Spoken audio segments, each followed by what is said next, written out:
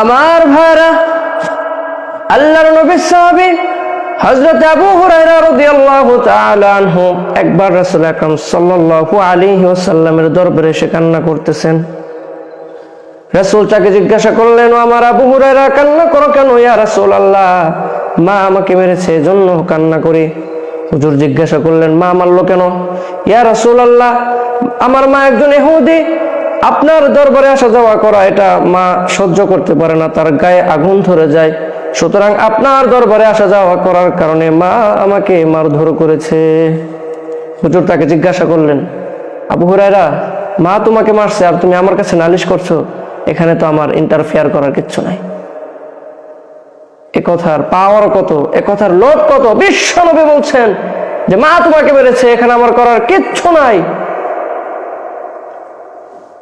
সারে আল্লাহ যাকে বানিয়েছেন শরীয়ত প্রণেতা, আল্লাহু আকবার। প্রিয় ভাইরা আমার, কোরআন কোনটা হালাল কোনটা হারাম এটার সীমা নির্ধারণ করেন কেবলমাত্র কোরআন। আল্লাহর রসুলের জন্য আল্লাহ তাআলা ছেড়ে দিয়েছেন, সুতরাং আল্লাহর নবী যেটা বলবেন যেটা হালাল ওটা কিয়ামত পর্যন্ত হালাল, আল্লাহর রসুল যেটাকে বলবেন এটা হারাম কিয়ামত পর্যন্ত সেটা হারাম। এত বড় নবী, এত বড় পাওয়ারফুল নবী, এত ক্ষমতা তার, তিনি বলছেন মা তোমাকে মারছে, এখানে আমার করার কিচ্ছু নাই। ইয়া রাসূলুল্লাহ, আমার মায়ের জন্য আপনি একটু দোয়া করেন, আমার মাকে যেন আল্লাহ পাক রব্বুল আলামিন হেদায়েত নসিব করে দেন। আল্লাহ রাসূল সাল্লাল্লাহু আলাইহি ওয়াসাল্লাম আবু হুরায়রার মার জন্য দোয়া করলেন, আল্লাহুম্মা হদি উম্মি আবি হুরায়রা, হে আল্লাহ তুমি আবু হুরায়রার মাকে হেদায়েত নসিব করে দাও। এই দোয়াটা করতে দেরি আর আবু হুরায়রা সমানে দৌড়াইতেছে। এক পর্যায়ে লোকেরা, সাহাবী যারা ছিল তারা বলতেছে, আবু হুরায়রার মতো একজন ভদ্র সাহাবী, নম্র ভদ্র মানুষ, কখনো এদিক সেদিক করেন না, এত বেশি কথাও বলেন না, তিনি আজকে দৌড়াচ্ছেন, ঘটনা কি? সবাই টেনে ধরছে। ও আবু হুরায়রা দৌড়াও কেন? বলে আমাকে ছেড়ে দাও। বলে না, কেন দৌড়াও, আমাকে বলো। বলে আল্লাহর নবী আমার মায়ের জন্য দোয়া করেছেন, সুতরাং আমি দেখতে চাই আমি আগে দৌড়ে বাড়িতে পৌঁছাতে পারি নাকি আল্লাহর নবীর নিক্ষিপ্ত তীর আমার আগে বাড়িতে পৌঁছে যায়। সুবহানাল্লাহ। সুতরাং বাড়িতে যাওয়ার পর হযরত আবু হুরায়রা রাদিয়াল্লাহু তাআলা আনহু দরজায় নক করলেন। ভেতর থেকে ক্ষীণ আওয়াজে উত্তর আসলো, ও আমার আবু হুরায়রা, একটু অপেক্ষা করো, আমি একটু গোসল করে নেই, তারপর দরজা খুলি। হযরত আবু হুরায়রা মনে মনে বললেন, মায়ের কণ্ঠের ভিতর থেকে শিরকের গন্ধ পেলাম না, মায়ের কণ্ঠের ভিতরে তাওহীদের গন্ধ পেলাম। আমার মনে হয় নবীজির নিক্ষিপ্ত তীর তার গন্তব্য স্থানে পৌঁছে গেছে। সুবহানাল্লাহ। দরজা খুললেন, বুড়িমা আমার চুল বেয়ে পানি পড়তেছে। উনি আমাকে বলতেছেন, ও আমার আবু হুরায়রা, তোমাকে কেন মারলাম? তোমাকে মারার পর আমি অনেক বেশি অনুতপ্ত হয়েছি, আমি অনুশোচনা করেছি। আমার ছেলেকে আমি কেন মারলাম?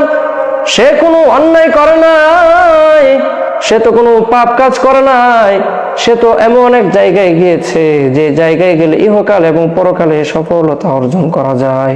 সুতরাং ও আমার আবু হুরায়রা, তুমি সাক্ষী থাকো, আমি কালিমাতুশ শাহাদাত পাঠ করছি, আশহাদু আল্লা ইলাহা ইল্লাল্লাহু ওয়াহদাহু লা শারীকা লাহু ওয়া আশহাদু আন্না মুহাম্মাদান আবদুহু ওয়া রাসূলুহু।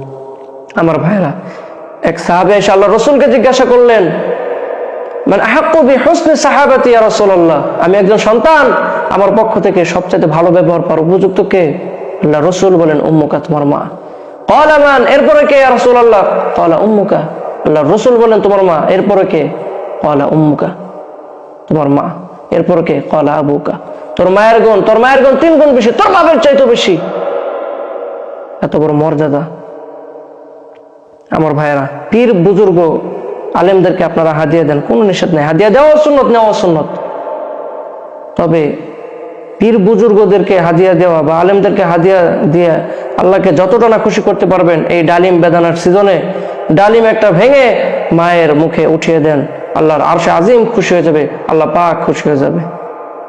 আল্লাহ পাক রব্বুল আলামিন আমাকে সহ সবাইকে পিতামাতার প্রতি যত্নশীল হওয়ার তৌফিক দান করেন এবং যাদের পিতামাতা মারা গেছেন সবাইকে আল্লাহ পাক রব্বুল আলামিন জান্নাতুল ফিরদাউস